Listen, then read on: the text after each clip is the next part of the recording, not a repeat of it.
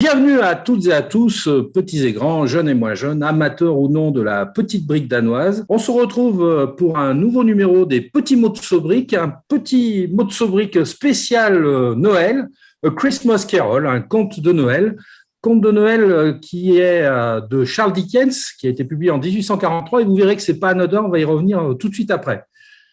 Traditionnellement, pour des éditions spéciales de petits mots de Sobrique, eh bien, on a un logo spécial et ce soir, on a notre logo spécial que Valentin a réalisé. Donc, on retrouve le sucre d'orge, le bonnet de Noël, les flocons de neige. Et bien évidemment, vous pouvez voir autour de moi et autour de mes compères qui vont me rejoindre un fond spécifique spécial Noël avec le traditionnel, je me penche un petit peu pour vous le montrer, Père Noël de Lego. Alors, pour parler de Noël ce soir, j'ai invité mes deux compères habituels, Sylvain, bonsoir Sylvain. Bonsoir Fabrice. Et Sébastien, bonsoir Sébastien. Bonsoir Fabrice, bonsoir à tous. Alors, Sylvain, la dernière fois tu nous as parlé d'Halloween, maintenant tu vas peut-être nous parler de Noël. Alors Noël, qu'est-ce que c'est? Et juste avant que tu nous le précises, je veux pointer ici la photo qu'on a, qui est justement l'illustration directe du Christmas Carol de Charles Dickens, qui est un set officiel Lego. Alors, Sylvain, qu'est-ce que c'est que Noël? Alors, Noël est une fête païenne à l'origine qui remonte très loin. Les Romains célébraient en fait plus la fête du soleil ou la fin de l'hiver, enfin la fin des jours qui raccourcissent. C'est devenu une tradition chrétienne un peu au fil des ans avec la christianisation de l'Empire romain. Le Père Noël est arrivé par là-dessus avec une grande marque de boissons gazeuses. Tout est un peu lié, sans être lié, c'est pas clairement défini. Je vous en propose là une définition à lire à tête reposée. Donc effectivement, hein, on voit que c'est une fête qui remonte à très longtemps, qui aujourd'hui a un aspect commercial non négligeable, et bien évidemment, Lego s'en est emparé. On retrouve ici d'ailleurs également un set officiel, on y reviendra tout à l'heure, qui est le casse-noisette. Qui dit Noël dit village d'hiver, et donc depuis un certain nombre d'années, Lego propose une gamme spécifique village d'hiver avec différents sets que l'on va retrouver chaque année. C'est bien ça? Oui, généralement, Lego sort un nouveau set pour Noël dans le thème hiver avec toutes les déclinaisons possibles. On a eu un premier train dès 2006, un magasin de jouets en 2009 qui est très bien réalisé avec un super grand sapin qui va bien au milieu du village. La boulangerie était aussi très bien réalisée avec des petites pâtisseries qui donnaient vraiment envie de croquer dedans, qui incitaient à la gourmandise. Et tous les ans, maintenant, il y a une boîte officielle qui sont toujours très bien réalisées, très bien finies. Alors, on retrouve effectivement la Poste, un cottage, le marché de Noël. Et puis, donc, au fil des ans, à chaque fois, maintenant, c'est devenu une tradition. On a une nouvelle boîte qui arrive. Le train de 2016 qui est finalement une reprise, on va dire, peut-être du train de 2006. Ta préférence par rapport à ces trains-là, le 2006 ou le 2016? Alors, le 2006 parce que je ne l'ai pas, et le 2016, il est vraiment bien parce que le sapin qui est sur le wagon central tourne quand le train avance. Ça a un côté vraiment magique auprès des enfants. Et c'est des trains qui sont motorisés, motorisables? Comment ça se passe? Ils sont au moins motorisables et quand je les emmène en expo, ils sont motorisés et ça contribue à la magie de Noël. Super. Alors, Sébastien, hein, il y a d'autres sets qui sont arrivés ces dernières années, avec celui de cette année en particulier, la visite du Père Noël, qui est vraiment jolie. Et qu'est-ce que tu peux nous dire sur ces sets et entre autres peut-être sur la maison de pain d'épices là, qui ressort au niveau de cette présentation? Oui, j'ai fait un focus sur Maison Pain d'Épices parce qu'en fait, c'est pour fêter les 10 ans de la gamme. En fait, Lego considère que la gamme a commencé en 2009, donc avec le premier bâtiment qui était le magasin de jouets. Et pour célébrer les 10 ans de la gamme, Lego a décidé de faire un bâtiment un peu plus caractéristique et plus enjoué que d'habitude. Et donc là reprend le côté Maison Pain d'Épices, donc tout le monde connaît un peu dans la culture, on va dire nordique, où en fait les enfants fabriquent une maison avec différents pains d'épices, avec du sucre glace, de la glace royale, des sucres d'orge. Et donc, du coup, Lego reprend tous ces codes-là pour nous faire cette maison pain d'épices avec monsieur et madame pain d'épices. Il y a même le petit bébé pain Il y a le d'épices bébé hein, qu'on voit ici. qu'on voit ici. Et vous voyez qu'en fait, que tous ces bâtiments, en fait, effectivement, il y a une très jolie façade. mais ils sont tous aussi aménagés à l'intérieur. Donc là, on retrouve toute la maison de monsieur et madame Pain d'Épices avec le salon, la salle de bain, tout ce qu'il faut. Oui, c'est important ce que tu dis. On reste sur du jouet, donc il faut que ça reste jouable, même si c'est de la très belle décoration de Noël. C'est ça. Et donc, du coup, en continuant sur cette vague-là, l'année d'après, c'est le club des elfes qui est arrivé, parce que les elfes du Père Noël ont aussi le droit d'avoir un coin à eux pour se reposer, pour pouvoir vivre. Et en 2021, Lego a sorti la visite du Père Noël. Donc là, effectivement, le Père Noël qui amène les cadeaux chez les enfants. Et si certains ont pu remarquer, il y a un petit clin d'œil au cottage qui était sorti quelques années auparavant. On a repris ce bleu-là et un peu la forme du bâtiment, tout en le modernisant, tout en changeant l'intérieur aussi. Il y a des petits clins d'œil de temps en temps chez Lego qui sont faits à des sets antérieurs. Moi, j'avais un peu de crainte quand j'ai vu arriver la couleur bleue, mais finalement, elle passe bien et elle est assez bien reçue globalement par les affoles et même par les personnes qui ne sont pas fans de Lego. Tout à fait, oui. Le set me plaît beaucoup. Alors, il y a aussi des sets complémentaires qui font pas partie de la gamme à proprement parler village, mais qui parlent de Noël. Effectivement, chaque année, Lego sort des boîtes soit qui sont commercialisées, soit des boîtes qui sont offertes avec conditions d'achat. Et effectivement, c'est des petits sets qui permettent effectivement de mettre davantage en vie son village. Donc, on a effectivement un kiosque avec un sapin. On peut avoir un marchand de sapins avec la camionnette pour aller les livrer. On a des jeux de glace, donc une patinoire. On peut avoir effectivement une bataille de boules de neige. On a un petit train avec des kiosques pour agrandir le marché de Noël. Donc, toutes ces petites boîtes-là vont permettre de pouvoir créer un village, un diorama un peu plus intéressant. Alors justement, on parle de diorama. Sylvain, on revient vers toi puisque là, on a sous les yeux un diorama des deux Sylvain. Alors, je reprécise pour ceux qui nous rejoignent, il y a à l'intérieur de l'association Sobrique deux Sylvain, notre Sylvain, notre Dupont et Dupont à nous, donc Sylvain D et Sylvain J. Et donc, Sylvain, c'est une de vos réalisations qui avait été exposée à Satolas, c'est bien ça? Oui, c'est bien ça. On s'est lancé dans un grand village d'hiver avec sur la photo du haut un côté plus village du Père Noël, côté féerie, magie, vraiment l'imaginaire. Et sur la photo du bas, un village plus sport d'hiver avec patinoire, piste de curling, station de ski. Et un côté aussi forestier avec une forêt, des troncs d'arbres, le marchand de sapins dont on vient de voir la boîte. On a essayé de faire un ensemble complet et on est en train d'agrandir le village avec une base arctique dont on voit les tout premiers éléments qui sont en orange en bas. Voilà, ici, exact. Là, on a les tout premiers éléments de la base arctique, donc le côté pôle sud, où il fait encore bien froid. Alors, ce que je reprécise, c'est que vous avez un point de repère qui est le Père Noël ici. Donc, en fait, on a la partie droite du diorama en haut et la partie gauche en bas. Et là, on est sur plusieurs mètres d'exposition. Je ne sais pas combien ça peut faire, 4-5 mètres 8 mètres. 8 mètres, rendez-vous compte, 8 mètres d'exposition. Alors, on va peut-être faire un petit tour dans ce village d'hiver, justement. On va te suivre. Alors, déjà, il y a le Père Noël et un certain nombre de sets, parmi les sets complémentaires, comme le présentait à l'instant Sébastien. Ici, donc, la zone forestière dont tu parlais. Alors, il me semble que ça, c'est aussi un set officiel, mais qui a été transformé là. Oui, il s'agit de la cabane dans l'arbre, un Lego Ideas créé par un Français. Et on peut changer la couleur du feuillage. Il y a un feuillage vert pour le printemps, un feuillage rouge et orange pour l'automne. Et là, Sylvain J a mis un feuillage blanc pour l'hiver. On retrouve des boules de Noël, alors on y reviendra tout à l'heure. Et puis alors là, si on décrit en bas, justement, c'est la zone sport d'hiver. C'est une création plutôt personnelle, tout cet ensemble-là, me semble-t-il. Alors, tout ce qui est sport de glace, la piste de hockey, la piste de curling et la patinoire, oui, ce sont des créations.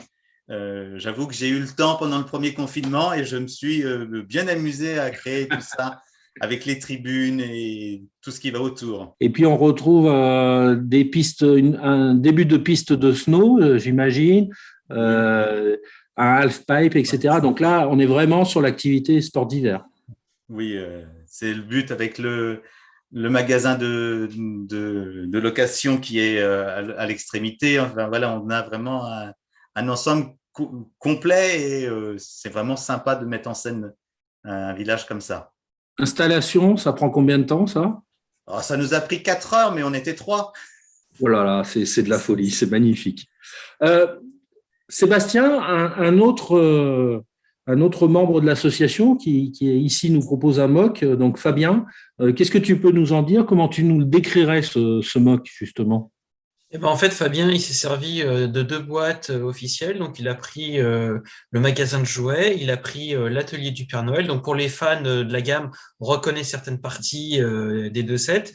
Donc, par exemple, on voit que la tour qui est tout à droite, elle vient du magasin de jouets. Pareil, bah, du coup, on voit la vitrine en bas qui est celle du magasin de jouets. Le bâtiment qui est à gauche est fabriqué avec des morceaux de l'atelier du Père Noël.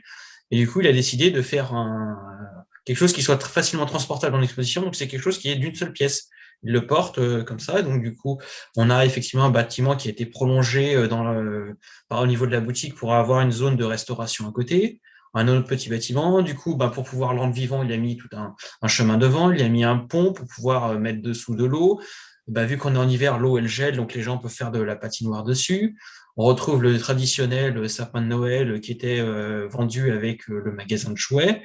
On y retrouve effectivement différents éléments qui permettent de mettre en vie toute cette création. Donc, on va pouvoir voir quelques détails qui font que vraiment le mock prend vie. Vous voyez sur la première image, c'est un chœur. Effectivement, il y a beaucoup dans le monde anglo-saxon de chants de Noël, donc de traditions comme ça sur les places publiques où les gens viennent chanter. Vous voyez partout des gens, du relief au sol, c'est pareil. Vous voyez une petite grand-mère assise sur son banc avec son chien. C'est tous des petits détails qui font que c'est très agréable, c'est très vivant et ça fait très réel. On a même Tikouta qui s'est perdu. Il y a les deux d'ailleurs. Je ne sais pas si vous les voyez. On les voit les deux en ce moment sur les photos. Ouais. Il y en a un derrière la barrière et l'autre qu'on voit un peu caché, qui tient sa tasse derrière le sapin. Exactement. Et ça, en plus, il y a un éclairage qui a été associé, semble-t-il, puisqu'on C'est ça, oui. voit que c'est parti éclairé.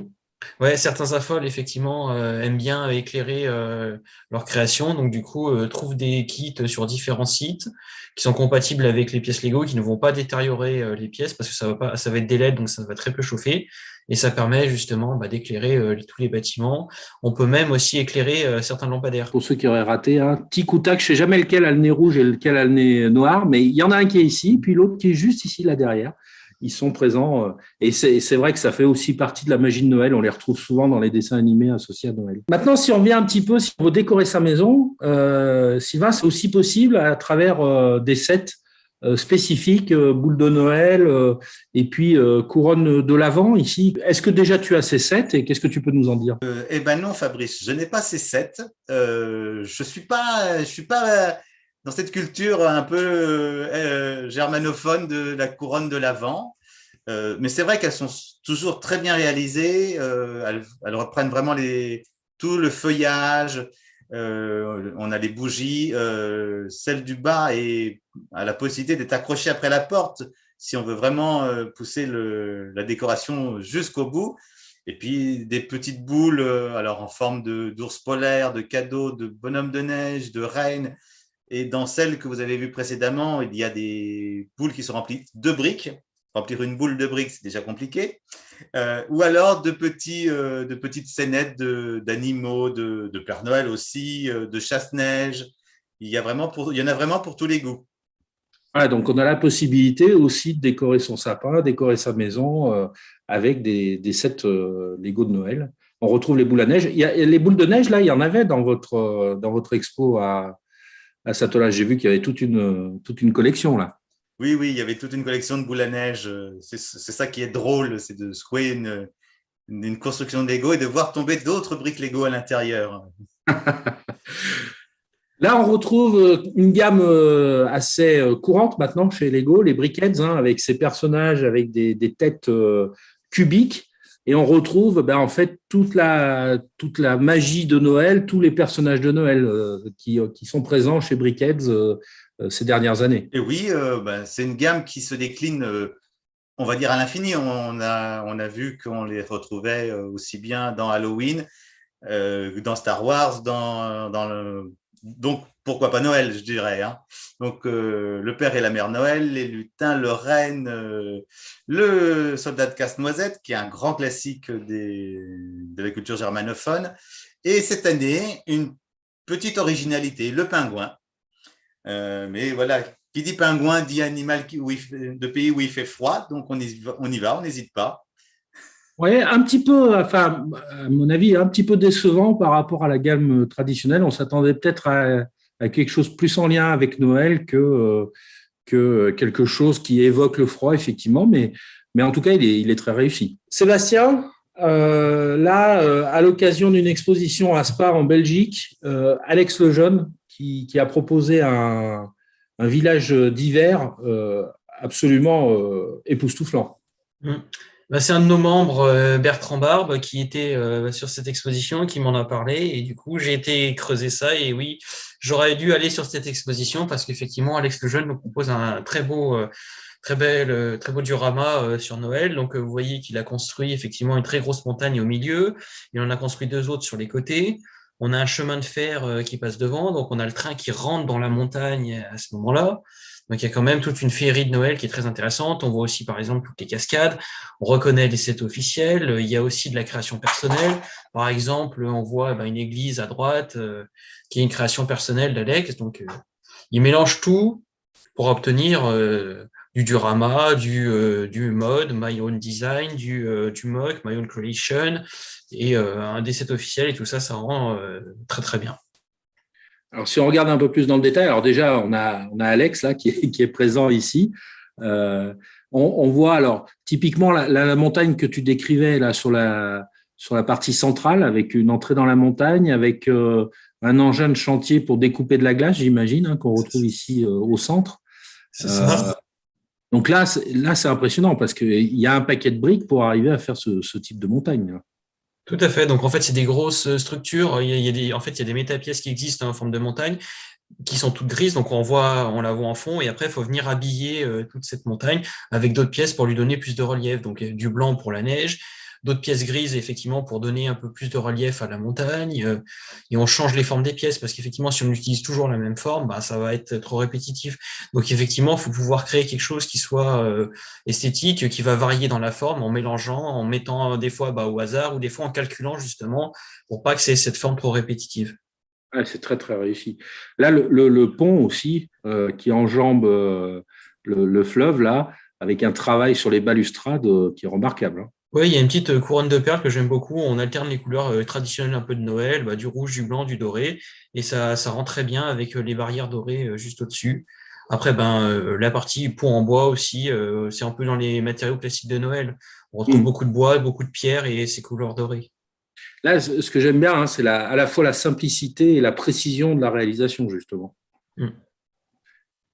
Là, à nouveau, 2 détails. Donc, sur la montagne qu'on avait tout à l'heure à droite avec l'église dont tu parlais. Oui, ce qui est une création personnelle justement d'Alex. Donc, du coup, qui permet de compléter un peu le stéréotype du village traditionnel. S'il n'y a pas sa petite église, ça manque un petit peu. Et du coup, on voit effectivement le train, on voit une aire de jeu qui vient compléter pareil le village. On y retrouve des sets officiels. Donc, par exemple, en bas, on voit le marché de Noël. Sur la photo d'à côté, vous voyez le club des elfes qu'on vous a présenté juste avant. La maison pain d'épices sur laquelle on s'est attardé. À côté, on devine derrière le magasin de jouets. Et si on regarde la photo du haut, on y reconnaît l'atelier du Père Noël. Voilà, donc là, on se retrouve sur la deuxième montagne qui était complètement à gauche, avec cette maison du Père Noël en haut. Et puis, d'ailleurs, c'est un des… Non, c'est pas le dernier set, ça. Ça, c'est un set non officiel, le traîneau du Père Noël. Non, le traîneau, il était avec l'atelier du Père Noël. D'accord. Il fait partie du même set.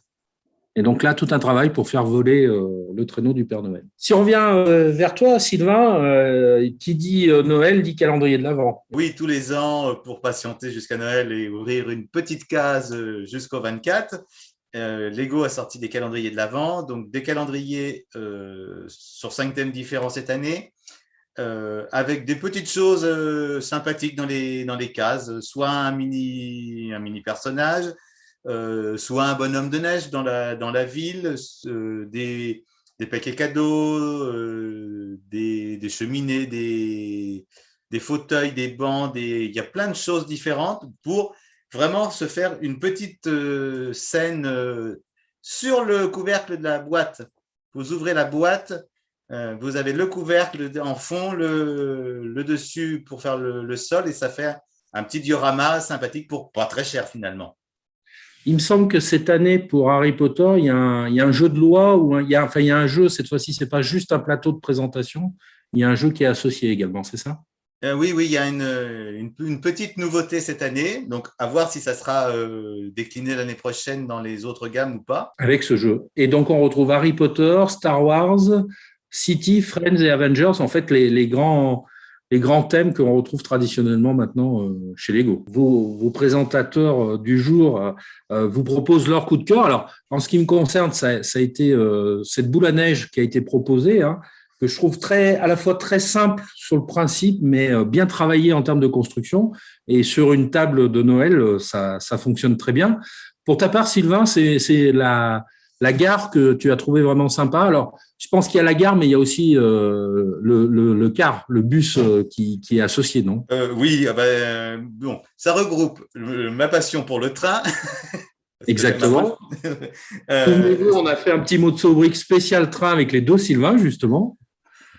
Voilà, donc il y a la gare qui est vraiment bien faite et le bus qui l'accompagne est vraiment, lui, sympa, un petit air rétro, un peu années 50. On peut y mettre 3 personnages dedans, il y a des cadeaux sur le toit. Vraiment un truc vraiment bien.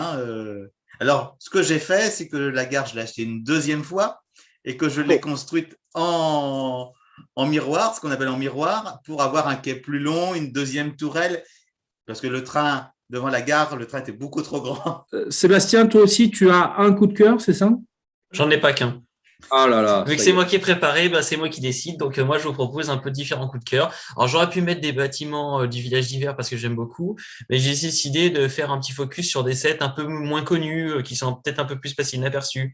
Donc, par exemple, le paquet cadeau, c'était un set qui était offert avec condition d'achat. Donc, régulièrement, Lego, en fait, propose des cadeaux avec des plafonds à atteindre 65, 85, 120 ou selon ce qu'ils ont décidé pour pouvoir obtenir ce petit cadeau. Donc là, effectivement, j'adore ce paquet cadeau qui peut se refermer en mettant le couvercle dessus. On y voit un paquet cadeau et à l'intérieur, on a un joli petit salon. Ensuite, j'ai celui de cette année, effectivement, qui est très beau. C'est un nouveau traîneau. On voyait tout à l'heure dans le mug d'Alex Lejeune le premier traîneau que Lego avait proposé. Et là, on a un traîneau qui est beaucoup plus travaillé et cette fois, on retrouve des rennes qui sont moulées.